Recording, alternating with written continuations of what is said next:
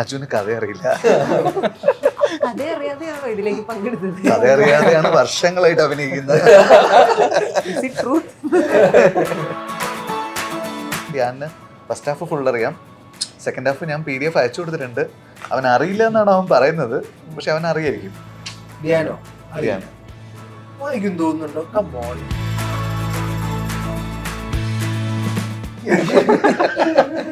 എന്തോ ഉന്നം വെച്ച് പറയുന്ന പോലെ എല്ലാവരെയും വീഴ്ത്താൻ വേണ്ടി ഉപയോഗിക്കുന്ന വാക്കാണ് എസ്തെറ്റിക്. അപ്പൊ ഇത് എസ്തെറ്റിക്കലി ആണ് എന്നൊക്കെ പറഞ്ഞ് നമ്മളങ്ങ് വീഴ്ത്തി. ഞാനത് എന്താ ശരിക്കും എന്താ അതെന്ന് സൗന്ദര്യാത്മകമായി. ഇപ്പൊ മനസ്സിലായി. നീ എന്റെ ജനറേഷൻ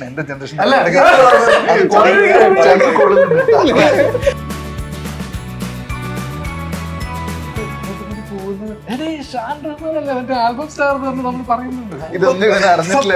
അതൊക്കെ ഇപ്പോഴല്ലേ പറയുള്ളൂ.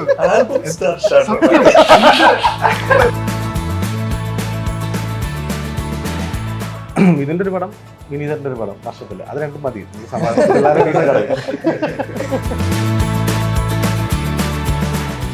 ലാലേട്ടന്റെ ഭയങ്കര ലൂസ് ആയിട്ടുള്ള ഒരു ബോഡി ലാംഗ്വേജ് ആണല്ലോ. പിന്നെ ചില സാധനങ്ങൾ നമ്മൾ പറഞ്ഞിട്ടുണ്ട്, മീശ ഒരിക്കാൻ പറഞ്ഞിട്ടുണ്ട്. ഒരു ഫാൻസ് കണക്ഷനും കൂടെ ഒക്കെ വെച്ചിട്ട്, അല്ലെങ്കിൽ ആസ്വാദകർ എക്സ്പെക്ട് ചെയ്യുന്ന അത് മെറ്റീരിയലൈസ് ചെയ്യാനേ അല്ല.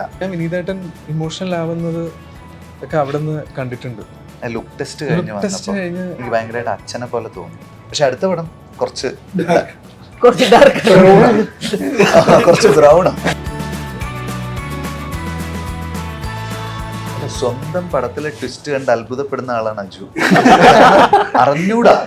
അങ്ങനെ അവൻ ഡയറക്ടർ എന്ന് പറഞ്ഞ കസേരക്ക് മുഴുവൻ തീരുമാനിക്കും.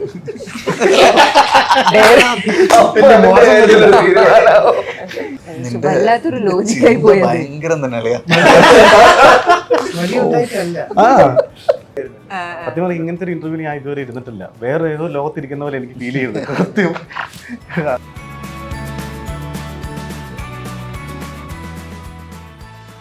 വർഷങ്ങൾക്ക് ശേഷം ടീമാണ് ഇന്ന് മീഡിയ വണ്ണൊപ്പം. സ്വാഗതം. നിങ്ങൾ കാണുന്ന സമയത്ത് പക്ക മലർവാടി ടീമിനെ വർഷങ്ങൾക്ക് ശേഷം കാണുന്ന ഒരു ഫീലാണ്. നിങ്ങൾക്ക് മൊത്തത്തിൽ ഇന്റർവ്യൂവിലും സെറ്റിലൊക്കെ അങ്ങനെയായിരുന്നു? നിങ്ങൾ ലൈക്ക് ഒരു ഗ്യാങ് വർഷങ്ങൾക്ക് ശേഷം കാണുന്ന അതേ ഒരു ഫീലായിരുന്നു? നൊസ്റ്റാൾജിയ ഷൂട്ടിംഗ് സെറ്റിലും ഭയങ്കര വർക്കൗട്ട് ആയിരുന്നു. ആർക്കും വേണേ പറയാം. നമുക്ക് വർഷങ്ങൾക്ക് ശേഷം കാണുന്ന ഫീലില്ലായിരുന്നു. നമ്മൾ കാണുന്നതാണ്. സെയിം ഗ്യാങ് നിങ്ങൾ പല പല പടങ്ങളിലായിട്ടായിരിക്കുമല്ലോ, 2-3 പേര് കാണുന്നു. അഭിനയിക്കുന്നത് കുറെ കാലത്തിന് ശേഷമാണ് എല്ലാരും കൂടി ഒരുമിച്ച് ഒരു സെറ്റില് മൂന്നാറിൽ നമ്മൾ ഷൂട്ട് ചെയ്തു. അന്നായിരുന്നു കോമ്പിനേഷൻസ് എല്ലാവരുടെയും നമ്മുടെയൊക്കെ ഉണ്ടായിരുന്നു കൂടുതലും. നിവിൻ, പ്രണവ്, ധ്യാന ബേസില് നമ്മളെല്ലാം, ഹരി ഉൾപ്പെടെ. അത് ഷൂട്ടിങ്ങിന് നമുക്ക് അത്ര എൻജോയ്മെന്റ് തോന്നിയില്ല. ഷൂട്ടിങ് കഴിഞ്ഞിട്ടായിരുന്നു കുറച്ചും കൂടി എൻജോയ്മെന്റ്. കാരണം ഷൂട്ട് ചെയ്യുമ്പം അത് കുറെ മോണ്ടാഷസാണ്, അല്ലാതെ ഒരു സീൻ വൈസ് ഷൂട്ടൊന്നും അല്ലായിരുന്നു. കുറച്ച് എനിക്കറിയില്ല പടത്തിലത് എവിടെയാ വരുന്നത്, എങ്ങനെയാ വരുന്നത്. അജുന് കഥ അറിയില്ല. കഥ അറിയാതെയാണോ ഇതിലേക്ക് പങ്കെടുത്തത്? കഥ അറിയാതെയാണ് വർഷങ്ങളായിട്ട് അഭിനയിക്കുന്നത്. അല്ല, എനിക്ക് തോന്നുന്നു ഈ പടത്തിലുള്ള ആർക്കും കഥ അറിയില്ല. ഞാൻ എഴുതി, അതുകൊണ്ട് എനിക്കറിയാം. പ്രണവിന് സ്ക്രിപ്റ്റ് അറിയാം, ധ്യാനിന് ഫസ്റ്റ് ഹാഫ് ഫുൾ അറിയാം, സെക്കൻഡ് ഹാഫ് ഞാൻ PDF അയച്ചു കൊടുത്തിട്ടുണ്ട്. അവൻ അറിയില്ല എന്നാണ് അവൻ പറയുന്നത്, പക്ഷെ അവൻ അറിയായിരിക്കും. ധ്യാനോ? അറിയാം. അത് വെറുതെ പറയുന്നതാ. അവൻ വായിച്ചിട്ടില്ല. എനിക്കും തോന്നുന്നുണ്ടോ? കമോൺ, അങ്ങനെ ചെയ്യൂ. ചേട്ടന്റെ വർക്കുള്ള ആത്മാർത്ഥത കൊണ്ടായിരിക്കും, വർക്കിലുള്ള ഭയങ്കര കോൺഫിഡൻസ്. ഭയങ്കര കോൺഫിഡന്റ് ആണ് ഞാൻ, വളരെ കോൺഫിഡന്റ് ആണ്. അതല്ല, അവൻ അവിടെ വന്നു കഴിഞ്ഞാൽ അവൻ will be taken, his role will be taken care എന്നുള്ളത് പുള്ളിക്ക് സംശയമൊന്നുമില്ല. നിങ്ങൾക്ക് എല്ലാവർക്കും അങ്ങനെയായിരുന്നു? നിങ്ങൾക്കൊക്കെ സ്റ്റോറി എന്തായിരുന്നു? ഇപ്പം കഥയറിയാതെ ഇതിനകത്ത് വന്ന് ഒരു ആട്ടത്തിൽ പങ്കെടുക്കാന്നുള്ളതായിരുന്നു? വിനീതേട്ടനല്ലേ വിളിച്ചത്? വിനീതേട്ടൻ പാസിംഗ് ഷോട്ട് ചെയ്യാൻ വിളിച്ചാലും വരും. അത് പണ്ട് മുതലേ ഉള്ള പരിപാടിയാണ്. പാസിംഗ് ഷോട്ടിൽ തുടങ്ങിയ ഒരാളാണ് ഞാൻ. മലർവാടി ആർട്സ് ക്ലബില് ഒരു പാസിംഗ് ഷോട്ടിൽ എൻ്റെ കരിയർ തുടങ്ങിയ ആളാണ്. അപ്പോൾ ഇവരായിരുന്നു ഞാൻ എപ്പോഴും ഞാൻ ഈ ഒരു മൊമെന്റ് എന്തുമാത്രം സന്തോഷിക്കുന്നു പറയാം. കാരണം ഞാൻ ഒരു കാലത്ത് ഈ ഒരു ഗ്യാങ് ഉണ്ടല്ലോ, ഈ ഒരു ഗ്യാങ്ങിൻ്റെ കൂടെ അല്ലെങ്കിൽ ഇങ്ങനൊരു സദസ്സിൽ ഇരിക്കാൻ ആഗ്രഹിച്ചിട്ടുണ്ട് ഒരുപാട്. അപ്പം ഇന്ന് ഇപ്പോൾ എനിക്ക് തോന്നുന്നു ഒരു 14 വർഷം എടുത്തിട്ടുണ്ട് ഞാൻ ഇങ്ങനെ ഇവിടെ ഈ ഒരു എനിക്കിപ്പോഴും ഞാൻ അത് ഡൈജസ്റ്റ് ആയിക്കൊണ്ടിരിക്കും. വിനീത് ശ്രീനിവാസന്റെ അടുത്താണ് ഞാൻ ഇരുന്ന് ഒരു ഇന്റർവ്യൂ അറ്റൻഡ് ചെയ്തത്. സത്യം, സീരിയസ്ലി. അപ്പം എനിക്കിതൊരു പ്രൗഡ് മൊമെന്റാ. 14 വർഷത്തിന് ശേഷം എനിക്ക് കിട്ടിയൊരു ഭാഗ്യമാണ്. ഈ ഒരു ഇന്റർവ്യൂവും ഞാൻ പറയാം, ഞാൻ ചെറിഷ് ചെയ്യുന്നുണ്ട്. അപ്പോഴാണ് ഈ കഥ കേട്ടിട്ട് എന്താ കഥ എന്ന് ചോദിക്കുന്ന ആ ഒരു മോഡിലേക്കൊന്നും ആലോചിക്കുന്നില്ല. എന്തായിരുന്നു ഷാൻ റഹ്മാനെ അഭിനയിപ്പിക്കാനുള്ളൊരു തീരുമാനത്തിന് പുറകിൽ? എന്തായിരുന്നു താങ്കളെ റോൾ എടുക്കാനുള്ള തീരുമാനം എടുത്തത്? എന്തായിരുന്നു നിങ്ങളുടെ ഒരു? നല്ല നടനാണ്. ഒരുപാട് ആൾക്കാരുടെ അഭിനയിക്കുന്നത് ഞാൻ കണ്ടിട്ടുണ്ട്. എന്തോ ഉന്നം വെച്ച് പറയുന്ന പോലെ ഉന്നം വെച്ചിട്ടേ പറയും. പണ്ട് തൊട്ടേ അങ്ങനെ. ഒന്നില്ല, ഈ പറഞ്ഞ പോലെ അവൻ എന്നെ വിളിച്ചിട്ട് പറഞ്ഞു, അളിയ ഇങ്ങനെ ഒരു സംഭവം ഉണ്ട്, ഇത് നീ ചെയ്തു കഴിഞ്ഞാൽ അടിപൊളിയായിരിക്കും എന്ന് പറഞ്ഞു. ഞാൻ പറഞ്ഞു ഓക്കെ. ഞാൻ ചോദിച്ചു എന്താ സംഭവം എന്ന് ചോദിച്ചാൽ പറഞ്ഞു ഞാൻ ഫോണിലൂടെ പറയുന്നില്ല, നേരിട്ട് വന്നിട്ട് പറയാം. അങ്ങനെ നേരിട്ട് വന്നു, കഥ പറഞ്ഞു. അഗൈൻ പടത്തിന്റെ കഥയൊന്നുമില്ല, എൻ്റെത് ഞാൻ എന്താണ് ചെയ്യേണ്ടത്, എൻ്റെ റോൾ എന്താണെന്നുള്ളത് മാത്രം ഒന്ന് വലുതായിട്ട് ഡിസ്ക്രൈബ് ചെയ്തു. അപ്പം ഞാൻ കൺവിൻസ്ഡ് ആയില്ല. പിന്നെ അവൻ ചില വാചകങ്ങൾ അവൻ ഉപയോഗിച്ചു. എന്തായിരുന്നു നിങ്ങളാണ് എസ്തെറ്റിക്കലി എന്തായിരുന്നു ഒരു എക്സാമ്പിൾ പറയും? എന്തായിരുന്നു ആ വാക്ക്? ആ വാക്ക് ഈ പിന്നെ എല്ലാവരെയും വീഴ്ത്താൻ വേണ്ടി ഉപയോഗിക്കുന്ന വാക്കാണ് എസ്തെറ്റിക്കലി. അപ്പൊ നമ്മളിപ്പോ എന്തെങ്കിലും അളിയാ അത് ഇല്ലടാ, അത് നമ്മളത് എസ്തെറ്റിക്കലിയാണ് നമ്മൾ ചെയ്യാൻ പോകുന്നതെന്ന് പറയുമ്പോൾ ഓ എസ്തെറ്റിക്കലി എന്താ ആർക്കും ഒരു പിടുത്തമില്ല. പക്ഷെ ഉടനെ ഗ്രൗണ്ടിൽ കൂടി 2 റൗണ്ട് ഓടിയെന്ന് പറഞ്ഞു. അപ്പൊ ഇത് എസ്തെറ്റിക്കലി ആണ് എന്നൊക്കെ പറഞ്ഞ് നമ്മളങ്ങ് വീഴ്ത്തി. ഞാനത് ശരിക്കും എന്താ അതെന്ന് സൗന്ദര്യാത്മകമായി മനസ്സിലായി. അപ്പൊ അങ്ങനെ ഷാൻക ആക്ച്വലി എൻ്റെ ജനറേഷൻ, ഞാൻ ഷാൻഖേനെയൊക്കെ കണ്ടിട്ടുള്ളത്, ഷാൻഖേന്റെ ആൽബംസ് പണ്ട് ഭയങ്കര ഹിറ്റാ. എന്റെ ജനറേഷൻ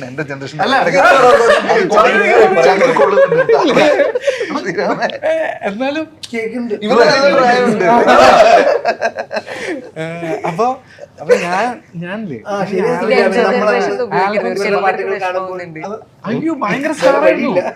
ആൽബത്തിൽ ഇങ്ങനെ ഭയങ്കര സ്റ്റാർ ആയിരുന്നു. എസ്പെഷ്യലി ഞങ്ങൾ കോഴിക്കോട് ബസ്സിലൊക്കെ പോകുമ്പോ ഷാൻഖയ്ക്ക് അന്നൊരു സാൻഡ്രോ കാർ എന്തുണ്ടായിരുന്നു, സാൻഡ്രോ അങ്ങനെ എന്തൊരു കാറില് ഇങ്ങനെ റോട്ടിൽ കൂടി പോകുന്നത് ഷാൻ റഹ്മാൻ അല്ലേ മറ്റേ ആൽബം സ്റ്റാർ എന്ന് പറഞ്ഞ് നമ്മൾ പറയുന്നുണ്ട്. അതൊക്കെ ഇപ്പോഴല്ലേ പറയുള്ളൂ.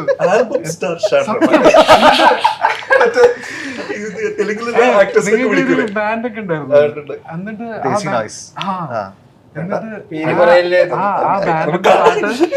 യൂട്യൂബ് ലിങ്ക് ഇവര് രണ്ടുപേരുണ്ടല്ലോ ആൽബംസ് അന്ന് ഇറക്കിയിട്ട് ഭയങ്കര സ്റ്റാർസ് ആണ്. പിന്നെ ഷാൻ റഹ്മാൻ വിനീത് ശ്രീനിവാസന്റെ കൂടെ കൂടുന്നു. അങ്ങനെയാണ് നമ്മള് ഷാൻ റഹ്മാൻ വിനീത് ശ്രീനിവാസന്റെ കൂടെ കൂടുന്നു എന്നാ ആൽബം പൊളിക്കും എന്നൊക്കെ പറഞ്ഞ് അത് കാത്തു നിന്ന് കേട്ടിരുന്ന ഒരു കാലം ഉണ്ടായിരുന്നു. അത് കേട്ട് ഇവരുടെ പലവട്ടം ആ പാട്ടൊക്കെ അതൊക്കെ ഉണ്ടല്ലോ ഉണ്ടാക്കിയ ഒരു ഓളം ചെറുതൊന്നുമല്ല. ഭഗതൊന്നും മിണ്ടാണ്ട് കുറെ സമയമായിരിക്കുന്നു. ഞാൻ അവനെ പോലെ തന്നെ ഒരു നമ്മളാ ഫുൾ കാലം അങ്ങനെ പൊക്കോണ്ടിരിക്കുകയാണ്. സത്യം പറഞ്ഞാൽ ഇങ്ങനത്തെ ഒരു ഇന്റർവ്യൂ ഞാൻ ഇതുവരെ ഇരുന്നിട്ടില്ല. വേറെ ഏതോ ലോകത്തിരിക്കുന്ന പോലെ എനിക്ക് ഫീൽ ചെയ്തത് സത്യം. അതുപോലെ എനിക്കെപ്പോഴും വിനീതന്റെ അടുത്തേക്ക് ചെല്ലാന്ന് പറഞ്ഞു കഴിഞ്ഞാൽ നമ്മുടെ കുടുംബത്തിലേക്ക് കയറി ചെല്ലുന്ന പോലത്തെ ഒരു ഫീലാണ്. ഞാൻ അങ്ങനെ തന്നെ മൊത്തത്തിൽ ഫ്രീ ആയിരിക്കും, പിന്നെ സമാധാനമായിരിക്കും, വളരെ കൂളായിട്ടിരിക്കാം വിനീതന്റെ അടുത്ത്. പിന്നെ എനിക്ക് കിട്ടിയ ഏറ്റവും വലിയ അനുഗ്രഹം എന്ന് പറഞ്ഞു കഴിഞ്ഞാൽ ഈ ഒരു കൂട്ടാണ്. ഇതാണ് എൻ്റെ ബലം. എപ്പോഴും ഞാൻ എല്ലായിടത്തും പറയാറുണ്ട്, വിനീതനുള്ളിടത്തോളം കാലം എനിക്ക് ധൈര്യം, എനിക്കൊരു വല്ലാത്ത ധൈര്യം വിനീതട്ട. അത് വിനീതനും മിഥുനൊക്കെ ഉള്ളത് വലിയ ധൈര്യമാണ്. മിഥുൻ ഒരു ഭയങ്കര, ഇവര് രണ്ടുപേരും ഉണ്ടെങ്കിൽ ഞാൻ പിന്നീട് പടം ചെയ്ത സമയത്ത് ഇവരെ വിളിക്കാൻ പറ്റിയിട്ടില്ല. മിഥുനാണ് കൂടുതലും. മിഥുനെ കൊണ്ടുവരുന്നത് അജുവാണ് മിഥുനെ ഐഡന്റിഫൈ ചെയ്തത്.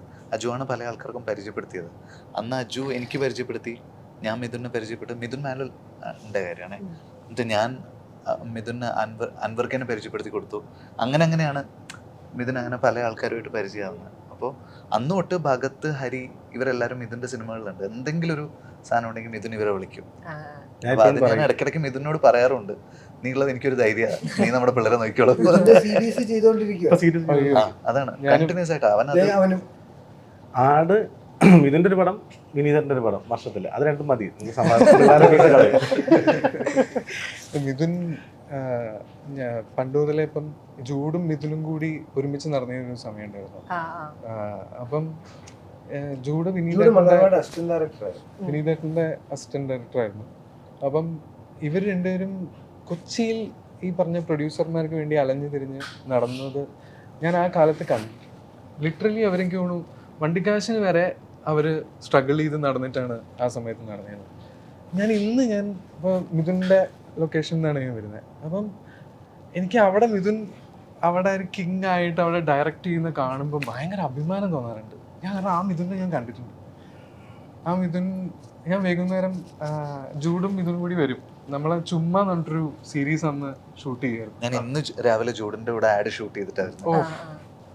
ഭയങ്കര ജേണിയാണ് ഓരോരുത്തരുടെ സമയത്ത്. അജുവിന്റെ ആണെങ്കിലും വിനീതിന്റെ ആണെങ്കിലും നിങ്ങൾ നിങ്ങളുടെ സോഷ്യൽ മീഡിയ പ്ലാറ്റ്ഫോംസിൽ ഭയങ്കരമായിട്ട് നിങ്ങൾ അഭിനയിക്കാത്ത സിനിമകളെ പറ്റിയിട്ടും നിങ്ങൾക്ക് അത് കണ്ട് ഇഷ്ടപ്പെട്ടതായിരിക്കാം, അല്ലെങ്കിൽ നിങ്ങളുടെ പ്രിയപ്പെട്ടവരുടെ വർക്ക്സ് ആയിരിക്കാം, അതിനെ പറ്റിയിട്ട് എഴുതാറുണ്ട്. അത് ആക്ച്വലി ഭയങ്കര ഇമ്പാക്റ്റ് ആയിരിക്കും. ഇൻ കേസ് അതൊരു നമ്മളിപ്പോൾ വലിയ പടങ്ങളാണെങ്കിൽ നമുക്കും രസമാണ്. ഇപ്പോൾ ആ സിനിമയൊന്നും ഭാഗമാവാത്ത സിനിമ ഇൻഡസ്ട്രിയിലുള്ള ഒരാൾ അതിനെപ്പറ്റി പറയുന്നത് കേൾക്കുമ്പോൾ അതിനൊരു റീച്ച് കിട്ടും. ഇനിയിപ്പോൾ ചെറിയ പടങ്ങൾക്കാണെങ്കിൽ അത് നിങ്ങളുടെ ഒരു സിനിമയിലുള്ള നിങ്ങളുടെ ഒരു എന്താ പറയുക ഒരു സ്പേസ് വെച്ചിട്ട് അത് ഒരു റീച്ച് കിട്ടും. അപ്പോൾ നിങ്ങൾ രണ്ടുപേരും ഭയങ്കര കോൺഷ്യസ് ആയിട്ട് ചെയ്യുന്ന കാര്യമാണോ? അതായത് നിങ്ങളൊരു തീരുമാനം എടുത്ത് ഇപ്പോൾ നിങ്ങൾക്കൊരു മലയാള സിനിമയിലോ മറ്റു സിനിമയിലോ ഇഷ്ടപ്പെട്ട് കഴിഞ്ഞാൽ അതിന് ഞാൻ എൻ്റെ സോഷ്യൽ മീഡിയ പേജിലൂടെയൊക്കെ ഒന്നുകൂടെ എഴുതും, അതിനെപ്പറ്റി കൊടുക്കും, ആ സിനിമയ്ക്ക് കൂടുതൽ ആളുകളിലേക്ക് എത്താൻ സഹായിക്കുന്നതാണോ? അല്ലെങ്കിൽ നമ്മളൊക്കെ ഒരു പടം കണ്ട് ഇഷ്ടപ്പെട്ട് കഴിഞ്ഞാൽ ചുമ്മാ കുറിക്കുമല്ലോ. നിങ്ങളുടെ ആ സിനിമയാണ് നമ്മളെ കൊണ്ട് അത് ചെയ്യിപ്പിക്കുന്നത്.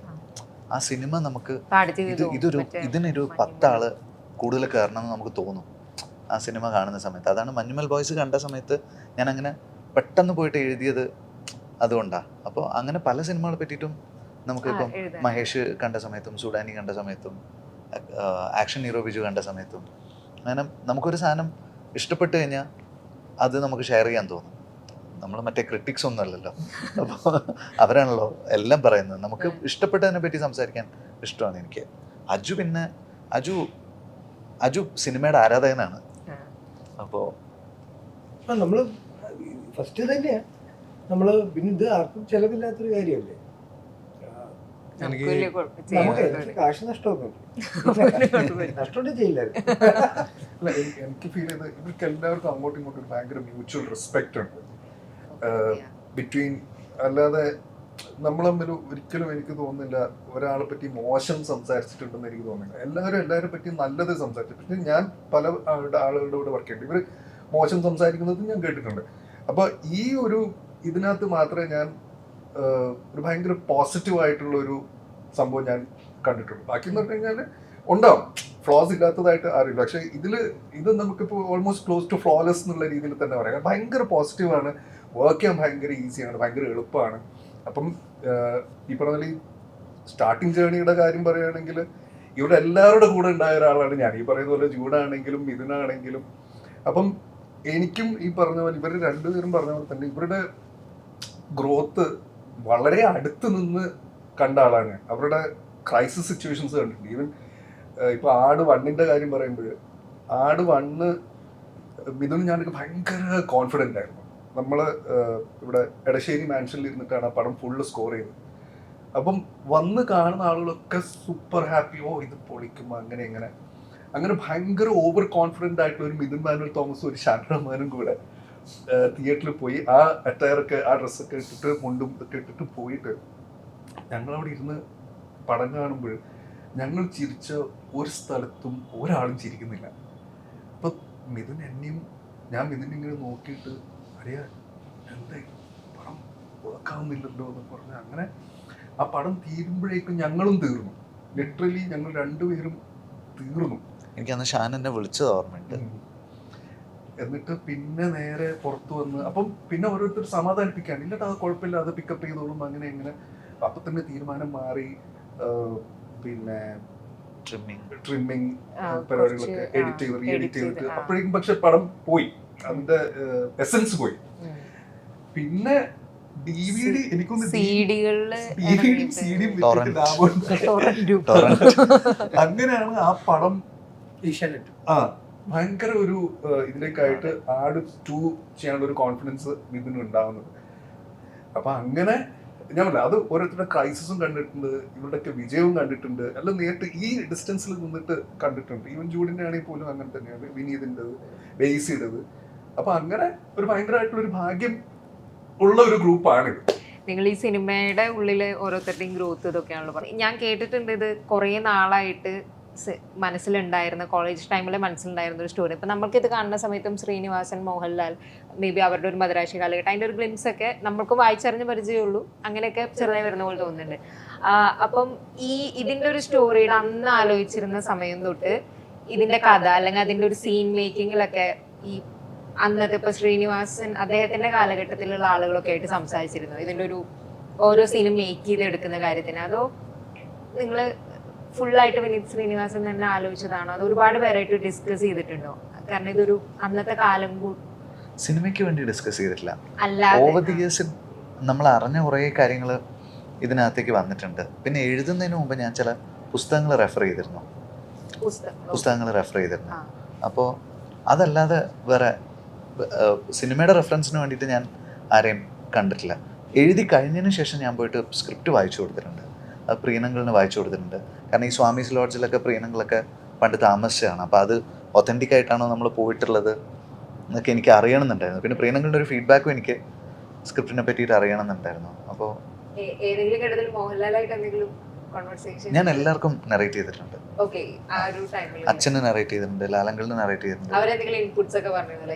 പ്രിയനങ്ങളാണ് എനിക്ക് രസമുള്ള 1-2 സാധനങ്ങൾ, പഴയ സാധനങ്ങൾ പറഞ്ഞു തന്നത്. അതിലൊരു സാധനം നമ്മൾ ഇൻക്ലൂഡ് ചെയ്തിട്ടുമുണ്ട്. അപ്പോൾ അങ്ങനെ പല ആൾക്കാരുടെ അടുത്തും ഞാൻ നറേറ്റ് ചെയ്തിട്ടുണ്ട്. ഇപ്പം ഇതിനകത്ത് നമ്മൾ ട്രെയിലർ കാണുന്ന സമയത്ത് സ്വാഭാവികമായിട്ടും കൂടുതൽ പ്രാധാന്യത്തിൽ വരുന്നത് ധ്യാൻ ശ്രീനിവാസനും പ്രണവ് മോഹൻലാലും തന്നെയാണ്. അപ്പൊ അതിനകത്ത് രണ്ടുപേരും, ഒന്ന് ധ്യാൻ ശ്രീനിവാസനെ കുറെ നാൾക്ക് ശേഷം നമ്മൾ ഭയങ്കര ഒരു ക്യാരക്ടറുള്ള, അങ്ങനത്തെ ഒരു ഡെപ്ത് ഉള്ള ഒരു റോള്, ഐ മീൻ ഇമോഷൻസ് ഒക്കെ ഭയങ്കരമായിട്ട് വരുന്ന ഒരു റോള്, അങ്ങനെ ഒരു ഫീല് അതിനകത്ത് നിന്ന് കിട്ടിയിട്ടുണ്ട്. അപ്പൊ നിങ്ങൾ, അദ്ദേഹം ഇവിടെ ഇല്ല, എന്നാലും നിങ്ങൾക്ക് എല്ലാവർക്കും എന്താണ് അദ്ദേഹത്തിന്റെ ഒരു പെർഫോമൻസിനെ പറ്റിയിട്ട് കോ ആക്ടേഴ്സ് എന്നുള്ള നിലയിലും ഡയറക്ടർ എന്നുള്ള നിലയിലും ഒന്ന് അറിഞ്ഞാൽ കൊള്ളാന്നുണ്ട്. അങ്ങനെ ഒരു ഫീലാണ് ട്രെയിലറിൽ, ബെസ്റ്റ് പെർഫോമൻസ് ഒരു ഫീൽ കിട്ടുന്നുണ്ട്. സിൻസിയർ ആയിട്ട് ചെയ്തിട്ടുണ്ടാവും. ഇതിനു വേണ്ടിയിട്ടാണല്ലോ അയാൾ കുറച്ച് ട്രാൻസ്ഫോർമേഷൻ ഇതൊക്കെ നടത്തുന്നത്. അപ്പൊ ഞാൻ വിനീതേട്ടൻ ഇമോഷണൽ ആവുന്നത് ഒക്കെ അവിടെ നിന്ന് കണ്ടിട്ടുണ്ട്. അപ്പൊ ഞാൻ വെറുതെ കണ്ടിട്ട് പോലും ഈ മനുഷ്യന്റെ കണ്ണവിടെ നിറഞ്ഞത് കണ്ടിട്ടുണ്ട്. അപ്പം ലുക്ക് ടെസ്റ്റ് കഴിഞ്ഞ് എനിക്ക് ഭയങ്കരമായിട്ട് അച്ഛനെ പോലെ തോന്നി. അയ്യോ സീരിയസ്ലി, അത് അജു ആ സമയത്ത് നല്ല മേക്കപ്പ്, നല്ല ട്രെയിലറിലുണ്ട്. ആ ഒരു ട്രാവല് ഭയങ്കര ധ്യാനിൻ്റെ. അപ്പം എനിക്കൊരു ഇഞ്ചുറി ഒക്കെ വന്ന് ഒരു ബ്രേക്ക് അല്ലെങ്കിൽ ഒരു ഗ്യാപ്പ് എടുത്ത സമയത്ത് ഞാൻ ആലോചിക്കും ധ്യാനിൻ്റെ ഇൻ്റർവ്യൂസ് എന്നെ എത്രമാത്രം ആ സമയത്ത് ചിരിപ്പിച്ചിട്ടുണ്ടെന്നല്ല. നമ്മുടെ ഇമോഷണലി നമ്മൾ എല്ലാവരും ചിരിക്കാൻ ആഗ്രഹിക്കുന്ന ആൾക്കാരാണ്. ആ ഇൻ്റർവ്യൂസിനെ കൊണ്ട് ചില നെഞ്ചത്തിട്ട് തട്ടീനാണെങ്കിലും നമ്മളെ ചിരിപ്പിച്ചിട്ടുണ്ട്. പക്ഷേ ഒരാളുടെ മാജിക്കാണ്. ഞാൻ പറഞ്ഞില്ലേ, ശ്രീനിവാസൻ സാറിനെ നമ്മൾ കണ്ട് വളർന്ന ആൾക്കാരാണ്. സാറിൻ്റെ സിനിമകൾ എത്രയോ ഇൻഫ്ലുവൻസ് ചെയ്തിട്ടുള്ള ആൾക്കാരാണ്. അപ്പം ആ മാജിക്കുകൾ അല്ലെങ്കിൽ ഇവർ ചെയ്യുന്ന കാണുമ്പം ഭയങ്കര രസമായിട്ട് തോന്നി. ഞാൻ അഭയ് വിനീതൻ്റെ അസോസിയേറ്റ് അഭയ് പറഞ്ഞു കേട്ടിട്ടുണ്ട്, പ്രിയദർശൻ സാറ്, ലാലേട്ടൻ, ശ്രീനിവാസൻ സാർ എല്ലാവരും ചിത്രത്തിൻ്റെ ഷൂട്ട് എല്ലാവരും ഒരുമിച്ച് താമസിച്ചിട്ടുണ്ട്. ഒരു താളവട്ടം ഷൂട്ട് ചെയ്യുന്ന സമയത്ത് അവരെല്ലാവരും ആ താളവട്ടത്തിന്റെ ഹോസ്പിറ്റൽ ഉണ്ടല്ലോ, അവിടെയാണ് അവർ താമസിച്ചിരുന്നത്. സിനിമയിൽ കാണുന്ന സ്ഥലത്ത് തന്നെയാണ് അത്ര അവർ താമസിച്ചിരുന്നത്. അപ്പൊ അവർ അവിടെ തന്നെ ഷൂട്ട് കഴിഞ്ഞാൽ രാത്രി അവിടെ തന്നെ താമസിച്ച് രാവിലെ അവിടെ തന്നെ കുളിച്ച് അവിടെ തന്നെ ഷൂട്ടിന് ഇറങ്ങുന്ന പോലെയായിരുന്നു. അതായത് ആ ബിൽഡിങ്ങിനകത്തായിരുന്നു അവരുടെ ഷൂട്ടും താമസവും ഒക്കെ. അപ്പോൾ പ്രിയനങ്ങളും ലാലങ്ങളും ഒരു മുറിയിലാണ് ആ സമയത്തൊക്കെ അവർ റൂം ഷെയർ ചെയ്തിട്ടാണ് ഉണ്ടായിരുന്നതെന്നൊക്കെ കേട്ടിട്ടുണ്ട്. ഈ പടം നമ്മൾ ചെയ്യുമ്പോൾ ആരും ഹോട്ടൽസിലല്ല താമസിച്ചത്. മൂന്നാറൊക്കെ ഷൂട്ട് ചെയ്യുമ്പോൾ എല്ലാവരും നമ്മൾ മൂന്നാർ ക്ലബ്ബ് എന്ന് പറഞ്ഞിട്ട് അവിടെ കുറച്ച് കോട്ടേജസ് ഉണ്ട്, കുട്ടി റൂംസാണ്. എല്ലാവരും അവിടെ തന്നെ താമസിച്ചത്. ബേസിലും നിവിനും അജുവും ഞാനും രാത്രി ക്യാമ്പ് ഫയർ ഇട്ടിട്ട് ഞങ്ങളെല്ലാവരും ആഘോഷിച്ച് അങ്ങനെ ഇനി ഒരു സിനിമ ചെയ്യാൻ പറ്റണം എന്നില്ല അറ്റ്മോസ്ഫിയറിൽ. കാരണം വേറൊരു സ്ഥലത്തേക്കൊക്കെ പോകുമ്പോൾ, കുറച്ചുകൂടെ സിറ്റി സ്പേസിലേക്കൊക്കെ പോകുമ്പോൾ ആൾക്കാർ കുറച്ചുകൂടെ നല്ല ഹോട്ടൽസ് പ്രിഫർ ചെയ്യും. ഇതിപ്പം നമ്മൾ മാത്രമുള്ളൊരു സ്പേസിൽ നമ്മൾ, അതാണ് മൂന്നാറിനെ പറ്റി വീണ്ടും വീണ്ടും വീണ്ടും എല്ലാവരും പറയുന്നത്. കാരണം അത് നമുക്ക് ഇനി അങ്ങനത്തെ ഒത്തു കിട്ടുമെന്ന് അറിയില്ല. ഈ വിനീത് ശ്രീനിവാസൻ എന്നുള്ള ഡയറക്ടറെ പറ്റിയിട്ട് കേട്ടിട്ടുള്ളതെന്ന് വെച്ചാൽ ഭയങ്കര മെറ്റിക്കുലസ് ആയിട്ട് പ്ലാൻ ചെയ്ത് വളരെ കൃത്യം ഷൂട്ട് തീർക്കുന്ന ഒരാളാണെന്ന് കേട്ടിട്ടുണ്ട്.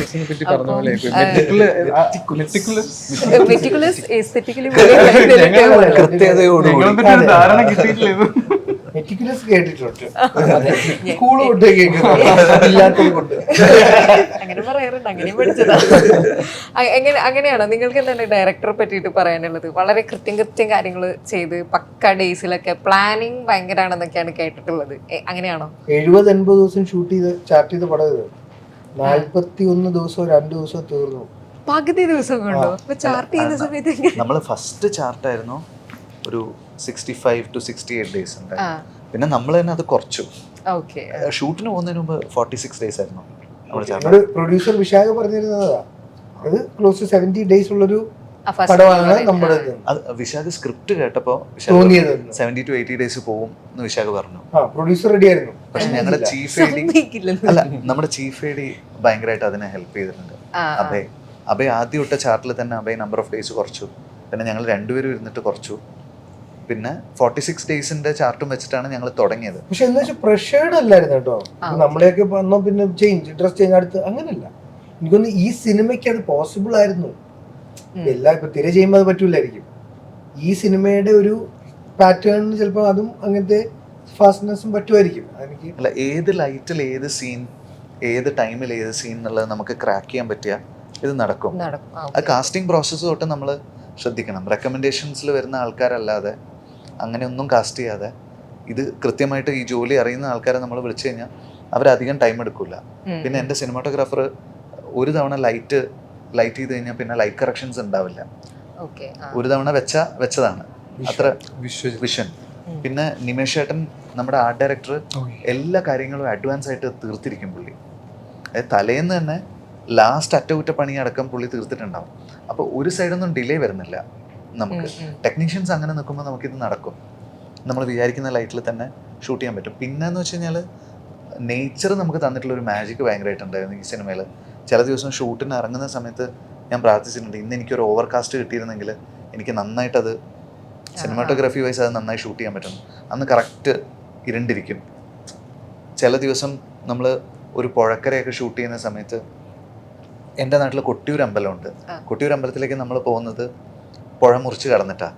അപ്പോൾ ഒരു പുഴക്കരയിൽ നമ്മൾ ഷൂട്ട് ചെയ്യുന്ന സമയത്ത് ഇന്ന് വെള്ളം കയറി നിൽക്കുകയാണെങ്കിൽ ആ കൊട്ടിയൂർ അമ്പലത്തിലേക്ക് ആളുകൾ പോകുന്ന പോലെ ഷൂട്ട് ചെയ്യാൻ പറ്റും. വെള്ളത്തിൽ കൂടെ ആൾക്കാർ നടന്നു പോകുന്ന പോലെ ആ സീൻ ഷൂട്ട് ചെയ്യാൻ പറ്റും. അന്ന് വെള്ളം കയറി നിൽക്കുന്നുണ്ടായിരുന്നു.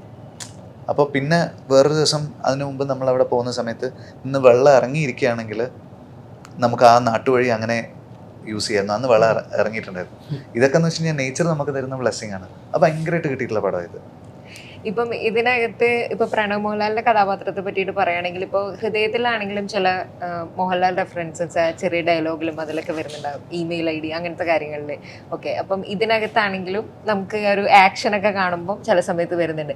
ഇപ്പം ഇത് വിനീത് ശ്രീനിവാസൻ്റെ സജഷൻസ് ആയിട്ട് വരുന്നതാണോ? അപ്പം അങ്ങനെ സജഷൻസ് എങ്ങനെയാണ് ആ ഒരു റെഫറൻസ്, അല്ലെങ്കിൽ ഈ സിനിമയ്ക്ക് വളരെ ആവശ്യമായതുകൊണ്ട് ഇതിൽ വിസിബിൾ ആയിട്ട് അത് തോന്നാൻ കാര്യം, ഇതുവരെ അപ്പു ചെയ്തിട്ടുള്ള ക്യാരക്ടേഴ്സ് ഒക്കെ ഇന്നത്തെ കാലത്ത് നമ്മുടെ ബോഡി ലാംഗ്വേജ് തന്നെ വേറെ അല്ലേ, കുറച്ചുകൂടെ സൊഫിസ്റ്റിക്കേറ്റഡ് അല്ലേ, കൺട്രോൾഡ് അല്ലേ. അപ്പൊ അങ്ങനെ തോന്നൂല. ഇപ്പൊ ലാലേട്ടന്റെ ഭയങ്കര ലൂസ് ആയിട്ടുള്ള ഒരു ബോഡി ലാംഗ്വേജ് ആണല്ലോ. ഒരു 70s and 80s കാലഘട്ടത്തിലുള്ള മനുഷ്യന്മാരെന്ന് വെച്ച് കഴിഞ്ഞാൽ അന്നത്തെ ലക്ഷ്യമുള്ള മനുഷ്യന്മാരും ലക്ഷ്യമില്ലാത്ത മനുഷ്യന്മാരും ഒക്കെ നടന്നിരിക്കുന്ന കാറ്റിലാടുന്ന പോലെ പോയിട്ടുള്ള കുറേ ആൾക്കാരുണ്ടല്ലോ. അതുപോലെയുള്ളൊരു ക്യാരക്ടറാണത്. അപ്പം അത് ചെയ്യുമ്പോൾ നമുക്ക് ഭയങ്കര റിസംബ്ലൻസ് തോന്നും. പിന്നെ ചില സാധനങ്ങൾ നമ്മൾ പറഞ്ഞിട്ടുണ്ട്, മീശ ഒരിക്കാൻ പറഞ്ഞിട്ടുണ്ട്, ഒരു ഫാൻസ് കണക്ഷനും കൂടെ വെച്ചിട്ട്, അല്ലെങ്കിൽ ആസ്വാദകർ എക്സ്പെക്ട് ചെയ്യുന്ന അത് മെറ്റീരിയലൈസ് ചെയ്യാനേ അല്ല.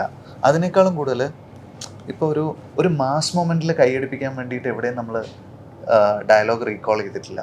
അതിന് പകരം ഒരു ഹാർട്ടി സ്മൈൽ വരാൻ വേണ്ടിയിട്ട് റീകോൾസ് ഉണ്ടായിട്ടുണ്ട്. ഇപ്പം ഞാൻ ഹൃദയത്തിൽ പോരുന്നോ എൻ്റെ കൂടെ എന്നുള്ളത് കൈയടിക്ക് വേണ്ടി എഴുതിയതല്ല. ആ കോണ്ടെക്സ്റ്റിൽ അത് കറക്റ്റാണ്. അത് കേൾക്കുമ്പോൾ നമുക്ക് ഉള്ളിലൊരു ചിരി നമുക്ക് ഫീൽ ചെയ്യും. ആ ഉള്ളിലെ ചിരി കിട്ടാൻ വേണ്ടിയിട്ടാണ്, വേറൊരു ഒരു ഒരു അപ്ലോസ് മാനിപ്പുലേറ്റ് ചെയ്യാൻ വേണ്ടിയിട്ടല്ല. അപ്പോൾ അതിന്റെ ഇന്റൻഷൻ കുറച്ചുകൂടെ പ്യുവർ ആണ്. മനസ്സിലായി. പിന്നെ ഇപ്പം ഡാർക്ക് മോഡ് ഇങ്ങനെ ഒരു ഇന്റർവ്യൂവിൽ പറഞ്ഞിട്ട് അയ്യോ ഡാർക്ക് മോഡ് ഞാൻ ചെയ്യുന്നില്ല എന്ന് പറഞ്ഞിട്ട്, പക്ഷെ നമ്മളിപ്പോൾ തീരാ എന്ന് പറയുന്ന സിനിമ അങ്ങനെ ഒരു ഐ മീൻ എന്നിലേക്ക് എത്തുമ്പോൾ ഒരു പോസിറ്റീവ് നോട്ടിലേക്കൊക്കെ എത്തുന്നുണ്ടെങ്കിൽ ആ സിനിമ കംപ്ലീറ്റ് അതിൻ്റെ ഷെയ്ഡാണെങ്കിലും മൊത്തത്തിലൊരു ഡാർക്ക് മോഡിലാണ്. അത് കുറച്ച് ആ സമയത്ത് തീരെ വരാത്തൊരു സബ്ജക്റ്റും നമ്മളധികം കാണാത്തൊരു സ്പേസും ഒക്കെ ആയിരുന്നു. പക്ഷെ അത് ചെയ്ത ഒരാളെങ്ങനെയാണ് കംപ്ലീറ്റ് ആയിട്ട് ഇനി ഡാർക്ക് മോഡ് വേണ്ട എന്നൊക്കെ ചെയ്യുന്നില്ല എന്നൊക്കെ വിചാരിക്കുന്നു. പിന്നെ നിങ്ങളാരെങ്കിലൊക്കെ നിങ്ങളുടെ ഒരു ഫ്രണ്ട്സ് ഗ്യാങ്ങിന്റെ ഡിസ്കഷനിൽ വിനീതിനോട് അങ്ങനെ സജഷൻ പറയാറുണ്ടായിരുന്നു ഡാർക്ക് മോഡും കൂടെ പടം പിടിക്കണം എന്നെങ്ങാനും? എന്താണ് പറയുന്നത്? ഇവരെല്ലാവരും ഹ്യൂമർ ഇഷ്ടമുള്ള ആൾക്കാരാണ്. അജു ഒക്കെ എപ്പോഴും എന്നോട്, ഞാൻ ജേക്കബ് ഒക്കെ ചെയ്യുന്ന സമയത്ത് അജു എൻ്റെ അടുത്ത് ഫസ്റ്റ് പറഞ്ഞത്, അളിയ ഈ ഡ്രാമയിലോട്ട് പോയിട്ട് കോമഡി വിടരുത് എന്ന് പറഞ്ഞു എൻ്റെ അടുത്ത്. ഹ്യൂമർ ചെയ്യണം, ഹ്യൂമർ എഴുതാൻ ഇവിടെ അധികം ആൾക്കാരില്ല, ബാക്കി ആൾക്കാരൊക്കെ പേര് വാങ്ങിച്ചിട്ട് പോണ്ട ആൾക്കാരൊക്കെ പേര് വാങ്ങിച്ചു പോയിക്കോട്ടെ, അളിയനെ എഴുതുന്ന വടക്കൻ സെൽഫിയിലൊക്കെ എഴുതിയ പോലത്തെ സാധനം എഴുതാൻ ഇവിടെ ആള് വേണം. അത് ആ സമയം തൊട്ടേ അജു എന്നോട് പറയായിരുന്നു. അപ്പോൾ എന്നെ ആരും ഡാർക്ക് ചെയ്യാൻ വേണ്ടിയിട്ട് പ്രേരിപ്പിക്കാറില്ല. പക്ഷെ അടുത്ത പടം കുറച്ച് ബ്രൗണാ, അങ്ങേറ്റം ഡാർക്കല്ല, ബ്രൗണാ. അത് കൊള്ളാം, ബ്രൗൺ കാറ്റഗറി അങ്ങനെ ഒരു ഓണർ പിടിക്കാൻ കൊണ്ടുവരാം. പിന്നെ ഈ സിനിമയിൽ നിങ്ങളുടെ കഥാപാത്രങ്ങളെ പറ്റിയിട്ട് കൂടുതൽ എന്തെങ്കിലും പറയേണ്ട? നിങ്ങൾക്ക് കഥ പറഞ്ഞു തന്നിട്ടില്ലല്ലോ. എനിക്ക് സ്ക്രിപ്റ്റ് പറയുന്ന ഒരു ബുദ്ധിമുട്ടില്ല കേട്ടോ. എന്നോട് ഇവരാരും ചോദിച്ചിട്ടില്ല. ഇവര് കേൾക്കണ്ടെന്ന് പറഞ്ഞു. ഒരാളോട് സ്ക്രിപ്റ്റ് ചോദിക്കാറില്ലല്ലോ. ഞാൻ ബേസിക്കലി വിശ്വസിക്കുന്ന ഒരു ന്യായമുണ്ട്. സംവിധായകരുടെ ടൂൾസ് ആണ് നടന്മാര്, അയാളുടെ പണിയില്ലത്. ഞാൻ എന്തിനാ കേൾക്കണേ? എന്നാലും നമ്മളെങ്ങനെ വരാന്ന് നമ്മളൊന്നും അതിനല്ലേ പുള്ളി കാശ് വാങ്ങണേ. അല്ല, സ്വന്തം പടത്തിലെ ട്വിസ്റ്റ് കണ്ട് അത്ഭുതപ്പെടുന്ന ആളാണ് അജു. അറിഞ്ഞൂടാ.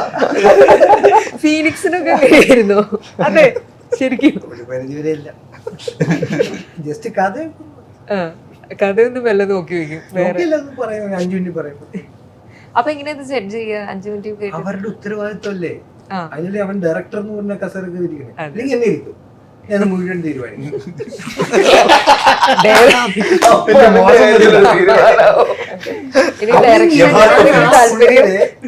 150-120 ജോലി ഡിപ്പാർട്ട്മെന്റ്സ് വരുമല്ലോ, ഓരോ ക്യാരക്ടേഴ്സും എല്ലാം ഉൾപ്പെടെ ഒരു 100-150 ജോലി ഉണ്ടാവും. ഇതിലൊരു ടൂളല്ലേ ഞാനുള്ളൂ. ഞാൻ എന്തിനാണ് മുഴുവൻ കഥ അന്വേഷിക്കുന്നത്? വല്ലാത്തൊരു ലോജിക്കായി പോയി. ഭയങ്കരം തന്നെ അല്ലയാ. ഇതിന് ഇങ്ങനത്തെ ഡെഫിനിഷൻ കൊടുക്കുന്ന ഒരു ടൂളല്ലേ ഞാനെന്തിനാ ചോദിക്കുന്നത്? അങ്ങനെ എന്നെ എടുത്ത് എറിയോ കൊടയോ പിടിക്കോ നന്നായിട്ട് ഒക്കെ ചെയ്യും. എനിക്കൊരു വിഷയം എടുത്തു. ഓക്കെ, ഇത് കുറച്ചുകൂടെ അറിഞ്ഞാൽ കുറച്ചുകൂടെ എളുപ്പത്തിൽ ചെയ്യാം. ഇപ്പൊ ഇനി അറിയാൻ സ്ഥിതിക്ക് എല്ലാം നിങ്ങൾ കഴിഞ്ഞിട്ട് അതുകൊണ്ടല്ലോ ഡയറക്ടർ പറയുന്നത്. ഓക്കെ ഓക്കെ, വൻ ക്ലാസ് ആയിപ്പോയി. എല്ലാ വിധേയതായിട്ട് എടുക്കാം. അല്ല, ഈ ഇന്റർവ്യൂ കഴിഞ്ഞ് ഇനി ലൊക്കേഷനിലേക്ക് പോകുമ്പോഴേ സ്ഥാനാർത്ഥി ശ്രീകുട്ടി എന്നൊരു സിനിമ ഞാൻ ചെയ്തു. അവിടെ ഞാൻ മനസ്സിലാക്കിയ കാര്യമുണ്ട്. അവിടെ ഒരു പ്രേമം പോലെ ഒരു ടീം ആ പിള്ളേർ, editor, director, cameraman, writer Anand Manmadhan ആക്ടറാണ്. പിന്നെ ഒരു പിള്ളേരുടെ കൂടെ ആക്ടിങ് കോച്ച് ഉണ്ടായിരുന്നു. അപ്പൊ ഞാൻ ഒരു ഷോട്ട് എടുത്ത് കഴിയുമ്പോൾ 5 പേരും വന്നിട്ട് ഈ 5 പേര് അവരുടെ അഭിപ്രായം പറയും. അപ്പൊ ആദ്യത്തെ ഒരു 2 ദിവസം കഴിഞ്ഞപ്പം എനിക്ക് ഈ പരിപാടി ഇഷ്ടമായി. ആദ്യം നമുക്കൊരു ആക്ടർ ഈഗോ വർക്കാവും. എന്താണ് ഇപ്പൊ ഇവൻ പറഞ്ഞ എനിക്കറിയാലോ. ആദ്യത്തെ ഒരു ദിവസം 2 ദിവസം കഴിഞ്ഞപ്പോൾ ഞാൻ മനസ്സിലാക്കി ഈ 5 പേര് എനിക്ക് വേണ്ടി ഇവിടെ പണിയെടുക്കുന്നുണ്ട്. അപ്പോൾ കട്ടുകൾ ചെയ്യുമ്പോൾ ചേട്ടാ ആ കൈ ഒന്ന് പൊക്കി ഡയലോഗ് പറഞ്ഞു. ഓക്കെ, നിനക്ക് എന്താ വേണ്ടേ? അത്ര സ്പീഡ് വേണ്ട, നിനക്ക് എന്താ വേണ്ടേ? അപ്പൊ അങ്ങനെ ഒരു ടേക്ക് എടുത്തു. അങ്ങനെ അവര് പറഞ്ഞ ടേക്ക് നമ്മൾ ചെയ്തു കൊടുത്താൽ ഇവന്മാരുടെ ബുദ്ധി മുഴുവൻ എനിക്ക് വേണ്ടി പണിയെടുക്കുന്നുണ്ട്. പിന്നെ ഞാൻ എന്തിനാ മെനക്കെടുത്തു? നല്ല ആംഗിൾ അല്ലേ? ഇപ്പൊ ഞാൻ സെറ്റിൽ ചെല്ലുമ്പം നമുക്ക് അവിടെ ഡ്രൈവർ ചേട്ടന്മാർ ആരെങ്കിലും കണ്ടുകൊണ്ടിരുന്ന മാറ്റം വേണം. ഇവിടെ ഇതിന് പറഞ്ഞു കഴിഞ്ഞാൽ ഒരു കാര്യമുണ്ട്, അത് മേടിച്ചോ. അതായത് പലരും എല്ലാരും കോൺട്രിബ്യൂട്ട് ചെയ്യും. ആ പറഞ്ഞതിൽ ഒരു കാര്യം കൂടി ഉണ്ട്. കാരണം ഇപ്പം നമ്മള് മിക്ക സമയങ്ങളിലും കഥ കേട്ട് കഴിഞ്ഞാൽ എനിക്ക് പേഴ്സണൽ ഉണ്ടായ അനുഭവം എന്ന് വെച്ചാൽ ഞാൻ ഇപ്പോൾ കഥ കേൾക്കുമ്പോൾ ഞാൻ ആ സോങ്ങിൻ്റെ മാത്രം ഒന്ന് വൈഡായിട്ട് പറയുമ്പോൾ ബാക്കി ചുമ്മാ പറഞ്ഞ് പോയാൽ മതി എന്ന് പറയാം. കാരണം ഞാൻ ഇതുവരെ ചെയ്ത ഒരു പടവും ഇവൻ്റെതും വേറൊരു 2 പേരുടെയും ഒഴിച്ചു കഴിഞ്ഞാൽ ഈ പറയുന്ന കഥയല്ല. ഷൂട്ട് ചെയ്ത് വരുമ്പോൾ ഈ കഥയല്ല. ഞാൻ ഈ കഥ കണ്ടിട്ട് ഇയാൾ തന്നെയാണോ എനിക്ക് ഈ കഥ പറഞ്ഞത്, ഇനിയിപ്പോൾ വേറെ ആരെങ്കിലും ആണോ എന്ന് വരെ തോന്നിപ്പോയിട്ടുണ്ട്. അപ്പോൾ ഞാൻ ചോദിച്ചതിൽ ഇതിൽ ഇന്ന ക്യാരക്ടർ ഉണ്ടായിരുന്നല്ലോ, ഇത് ഇങ്ങനെ ആയിരുന്നല്ലോ എന്ന് പറയുമ്പോൾ അത് നമ്മൾ ലൊക്കേഷനിൽ എത്തിയപ്പോൾ നമ്മൾ അതിന് മാറ്റി മോഡിഫൈ ചെയ്തു. നമ്മൾ ഫുൾ അത് ഇൻവോൾവ് ചെയ്ത് കേട്ടാ മുന്നിത് വരും. ഞാനിങ്ങനെ ചെയ്യാൻ തീരുമാനിക്കും. അവിടെ ചെന്ന് കഴിയുമ്പോൾ അങ്ങനെ ചെയ്യണ്ടെന്ന് പറഞ്ഞു കഴിഞ്ഞാൽ പിന്നെ എന്താ നീ ഇപ്പൊ ഇങ്ങനെ പറയണേ, ചായ കുടിച്ച അപ്പം പുള്ളിക്ക് എന്താ വേണ്ടേ, അത് 50-ഓ 100-ഓ പ്രാവശ്യം എടുത്തോ, എനിക്ക് വേണ്ടി ഒരു 3 കൂടെ. ഓക്കെ. ഈ ആറ്റിറ്റ്യൂഡ് അടക്കമുള്ള പലവിധ ആക്ടേഴ്സ് ഇതിനകത്തുണ്ടല്ലോ. ഞാൻ പഠിച്ചോണ്ടിരിക്കുക. അതേ ഉള്ളൂ. ഒന്ന് വിനീത് പറയുന്ന പണ്ടോട്ട് നമ്മൾ ആരും അങ്ങോട്ട് തിരിച്ചു പറയാറുണ്ട്. വിനീതിന്റെ ഹ്യൂമറിന്റെ ഒരു പാറ്റേൺ ഇച്ചിരി ഡിഫിക്കൽട്ടാണ്. ലൈൻസിൽ ഹ്യൂമറുണ്ട്, മോഡുലേഷനിലുണ്ട്. ഇപ്പൊ വടക്കൻ സെൽഫിയിൽ ഒരു എക്സാമ്പിള്, ഞാൻ പുഴക്കരയിലിരുന്ന് എന്നെ ഇപ്പോഴും തല്ലും, ഈ അടുത്തുകൂടെ തല്ലി എന്നുള്ളത് എന്റെ നാച്ചുറൽ ഇന്നലെ തല്ലി. അത് അങ്ങനെ ആയിരിക്കില്ല ഞാൻ പറയാം. എന്നെ എപ്പോഴും തല്ലും, പിന്നെ ഇന്നലെ തല്ലിയെന്ന് ഞാൻ ചിലപ്പോൾ പറയുള്ളൂ. വിനീത സ്ട്രെസ് ചെയ്യേണ്ട വാക്ക് പറഞ്ഞു തരും, ഇന്നലെയും തല്ലി, ഇപ്പോഴും തല്ലി. ആ സ്ട്രെസ് നമ്മൾ നേരത്തെ പഠിക്കാൻ പറ്റൂല. ആ ഷോട്ടിന് മുന്നേ കാര്യം ഈ ക്യാരക്ടേഴ്സ് ഒക്കെ പെർഫോമിങ് ക്യാരക്ടേഴ്സാണ്. അവിടെ ഭയങ്കര മഹാനടനത്തിന്റെ ആവശ്യമില്ല, എന്റർടൈൻമെന്റ് ആണല്ലോ നമ്മുടെ ആസ്പെക്ട്. അപ്പൊ അത് ആ ഷോട്ടിന് മുന്നേ എങ്ങനെ ചെയ്യണം, തെറ്റിയോ ഒന്നുകൂടെ, അതിന്റെ ആവശ്യമുള്ളൂ എന്റെ ക്യാരക്ടേഴ്സ്. ഈ നമ്മൾ ലാസ്റ്റിൽ വരുമ്പോൾ ഇതിനകത്ത് ഞാൻ നേരത്തെ ചോദിച്ചത് എന്താ വെച്ചാൽ പല ആക്ടേഴ്സ് ഉണ്ട്. അപ്പം ഇത്രയും വലിയൊരു ഗ്യാങ് തരുന്നൊരു സൗഹൃദത്തിന്റെ വലയം ഉണ്ടാവും. അതിനൊപ്പം തന്നെ നമ്മൾ തിരക്കഥയിൽ ഇത്രയും ആക്ടേഴ്സിന് സ്പേസ് കൊടുക്കണം. എല്ലാവരും ഒരു കരിയറിൽ ഒരു സ്പേസിൽ നിൽക്കുന്ന ആളുകളാണ്. അപ്പോൾ അവരെ കാണാൻ പ്രതീക്ഷിച്ച് വരുന്ന ആളുകളുണ്ടാവും. അപ്പം ഇവർക്കൊക്കെ കറക്റ്റ് സ്പേസ് കൊടുക്കേണ്ടതുണ്ട്. പിന്നെ ഷൂട്ടിംഗ് സെറ്റിലും ഇതൊക്കെ മാനേജ് ചെയ്യേണ്ടത് ഇത് എളുപ്പമുള്ള പരിപാടിയായിരുന്നു, തിരക്കഥ തൊട്ട് എൻഡ് വരുന്നവരെ. എനിക്ക് അതിനുള്ള ട്രെയിനിങ് ആയിരുന്നു ഹൃദയം, ശരിക്കും പറഞ്ഞു. കാരണം അത്രയധികം ക്യാരക്ടേഴ്സും അത്രയധികം സ്റ്റോറി ലൈൻസും, അതായത് മെയിൻ ക്യാരക്ടറിനെ നമ്മൾ ഫോളോ ചെയ്ത് പോകുമ്പോഴും സൈഡ് ക്യാരക്ടേഴ്സിൻ്റെ ലൈഫിലേക്ക്, സൈഡ് ക്യാരക്ടേഴ്സ് അല്ല മറ്റ് ക്യാരക്ടേഴ്സിൻ്റെ ലൈഫിലേക്ക് നമ്മൾ പോകുന്നുണ്ട്. എന്നാലും നമ്മൾ ഡീവിയേറ്റ് ചെയ്യാണ്ട് കഥ മുന്നോട്ട് പോകണം. അപ്പം അങ്ങനെ കൊണ്ടുപോയിട്ടൊരു പടം തിയേറ്ററിൽ വർക്കായപ്പോൾ അപ്പോഴാണ് എനിക്കൊരു കോൺഫിഡൻസ് വന്നത്, ഇത് എഴുതി നോക്കാമെന്ന് പറയുന്നത്. അപ്പോൾ പിന്നെ ഷൂട്ട് ചെയ്യുന്ന സമയത്ത് എന്താണെന്ന് വെച്ച് കഴിഞ്ഞാൽ എല്ലാവരും കൂട്ടുകാരാണല്ലോ. ഏറ്റവും കംഫർട്ട് സ്പേസിൽ ഞാൻ ചെയ്തൊരു സിനിമയാണ് വർഷങ്ങൾക്ക് ശേഷം. എവിടെ നോക്കിക്കഴിഞ്ഞാലും നമുക്ക് അറിയുന്ന ആൾക്കാർ മാത്രമേ ഉള്ളൂ. എന്നിട്ടും നമ്മളത് നന്നായി ചെയ്തില്ലെങ്കിൽ അല്ലേ, ഇത്രയും ഒരു ബ്ലെസ്സിങ് പോലെ ഇത്രയും ഫെസിലിറ്റീസും ഇത്രയും ആൾക്കാരും, അതൊരു ഭയങ്കര ഒരു ഡയറക്റ്റ് ചെയ്യുന്ന ആൾക്ക് കിട്ടുന്ന ഏറ്റവും വലിയ അഡ്വാൻറ്റേജ്. സപ്പോർട്ട് ചെയ്ത് വിശാഖ് ഡെഫിനറ്റ്ലി അത് ഭയങ്കര ഒരു പകുതി പണിയെടുക്കും വിശാഖ്. വിശാഖിനെ നമ്മൾ പ്രൊഡക്ഷൻ കൺട്രോളർ എന്നാണ് വിളിക്കുന്നത്. പ്രൊഡക്ഷൻ കൺട്രോളർ സജിയേട്ടനാണ് പ്രൊഡ്യൂസർ. എല്ലാ ജോലി അവനെ ചെയ്യണം, എല്ലാത്തിൽ പ്രൊമോഷന് വരെ എല്ലാം വന്ന്. അത് മാത്രമല്ല, അതായത് ഏറ്റവും താഴെയുള്ളൊരു സാധനത്തിന്റെ കോസ്റ്റ് തൊട്ട് ഏറ്റവും മുകളിലത്തെ സാധനത്തിന്റെ കോസ്റ്റ് വരെ വിശാഖിന് അറിയാം. അതെങ്ങനെ മാനേജ് ചെയ്യണം എന്നറിയാം. എല്ലാ കാര്യങ്ങളും ഇച്ചിരി എക്സ്പെൻസ് കൂടുന്ന സമയത്ത് എനിക്ക് അയച്ചു തരും. എന്നിട്ട് ഈ സാധനം വേണോ വിനീതെന്ന് ചോദിക്കും. അപ്പോൾ വേണ്ടാത്തതാണെങ്കിൽ നമ്മൾ അപ്പം തന്നെ ഒഴിവാക്കും. അങ്ങനെ ഒരു കൃത്യമായിട്ട് വിശാഖിൻ്റെ സൈഡിൽ നിന്ന് അങ്ങോട്ടും ഇങ്ങോട്ടും ഫീഡ്ബാക്ക് വരും. ഈവൻ പോസ്റ്റ് പ്രൊഡക്ഷനിലാണെങ്കിലും ഞങ്ങളുടെ സിനിമയുടെ ഡബ് 13 ദിവസം കൊണ്ടാണ് തീർന്നത് മൊത്തം. ഇതിൽ 130ഓളം ക്യാരക്ടേഴ്സ് ഉണ്ട്.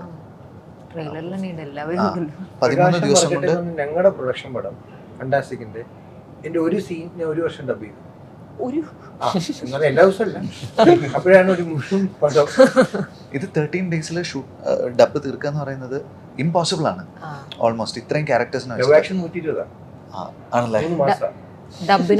ഇത് എന്തുകൊണ്ടാണ് നടന്നതെന്ന് വെച്ച് കഴിഞ്ഞാൽ വിശാഖിന്റെ പ്ലാനിങ് ആണ്.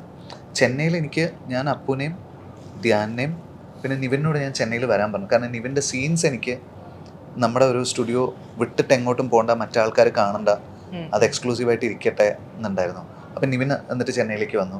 അപ്പോൾ മെയിൻ ആൾക്കാരൊക്കെ അവിടെ ചെയ്തതുകൊണ്ട് പിന്നെ ബാക്കിയുള്ള സീനുകൾ മാത്രം നമുക്ക് നാട്ടിലേക്ക് കൊണ്ടുപോയാൽ മതി, ഒരു ഒരു ഒരു ഒരു സർക്കുലേഷൻ ഉണ്ടാവാണ്ട് അത് പ്രിവെൻറ്റ് ചെയ്യാന്നുള്ളതുണ്ടായിരുന്നു. അപ്പം ഞാനിത് ചെയ്യുന്ന സമയത്ത് പാരലലി നാട്ടിലുള്ള കംപ്ലീറ്റ് ഡബ്ബ്, ഇപ്പോൾ വിശാഖിന് ആർട്ടിസ്റ്റിൻ്റെ ലെങ്ത് അറിയാം, റോളിൻ്റെ ലെങ്ത് അറിയാം, ഞാൻ വർക്ക് ചെയ്യുന്ന പേസ് അറിയാം.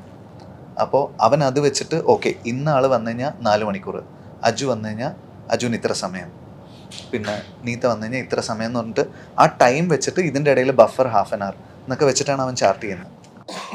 എന്നിട്ട് പിന്നെ നാട്ടിൽ നിന്നുള്ള കംപ്ലീറ്റ് ആർട്ടിസ്റ്റിന് ഒരു ദിവസം. അപ്പോൾ ഈ ചാർട്ടിങ് അറിയുന്നത് കൊണ്ടാണ് ഇത് ഇത്രയും പെട്ടെന്ന് തീർന്നത്.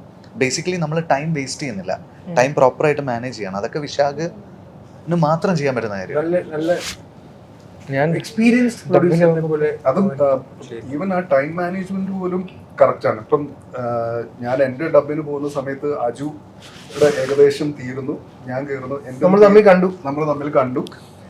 എന്നിട്ട് എൻ്റെ തീരാറായപ്പോഴേക്കും അർജുൻ ഒന്നിൽ കൂടുതൽ ആർട്ടിസ്റ്റ് സ്റ്റുഡിയോയിൽ വന്ന് വെയിറ്റ് ചെയ്യൂല, സ്റ്റാൻഡ് ബൈ ആയിട്ട് ഒരാളെ ഉണ്ടാവുള്ളൂ. അങ്ങനെ വെയിറ്റിംഗ് സംഭവങ്ങളൊന്നും ഇല്ല. വരിക അപ്പോഴേക്കും ഫസ്റ്റ് ആൾ തീർന്നിട്ടുണ്ടാവും, നമ്മൾ കയറും, നമ്മൾ തീരുമ്പോഴേക്കും അടുത്ത ആൾ വന്നിട്ടുണ്ടാവും. അങ്ങനെ പ്രോപ്പർലി പ്ലാൻഡ് ആണ്. ഈ ബാങ്കിൽ വരുന്നതിനും ഈ ഫോളോ അപ്പ് കറക്റ്റ് ആട്ടോ. ബാങ്കിൽ ക്രെഡിറ്റ് ആവുന്നതിന് പറയാൻ അതും കറക്റ്റാ. അത് നമ്മൾ ശ്രദ്ധിക്കണം. അത് വളരെ അതാണ് ഏറ്റവും ഇമ്പോർട്ടൻറ്റ്. അതും കറക്റ്റ് ചെയ്യും. കൂട്ടുകാരാണെന്ന് വെച്ചോണ്ട് അങ്ങനെ ഇല്ല. ഓക്കെ. അപ്പോൾ വർഷങ്ങൾക്ക് ശേഷം നല്ലൊരു മികച്ച ഗംഭീര സിനിമയായിട്ട് തിയേറ്ററുകളിൽ എത്തട്ടെ, നമുക്ക് എല്ലാവർക്കും കണ്ട് ഒരുപാട് സന്തോഷിക്കാൻ കഴിയട്ടെ. അപ്പോൾ താങ്ക് യു സോ മച്ച് ഇത്രയും സമയം സംസാരിച്ചത്. Thank you so much.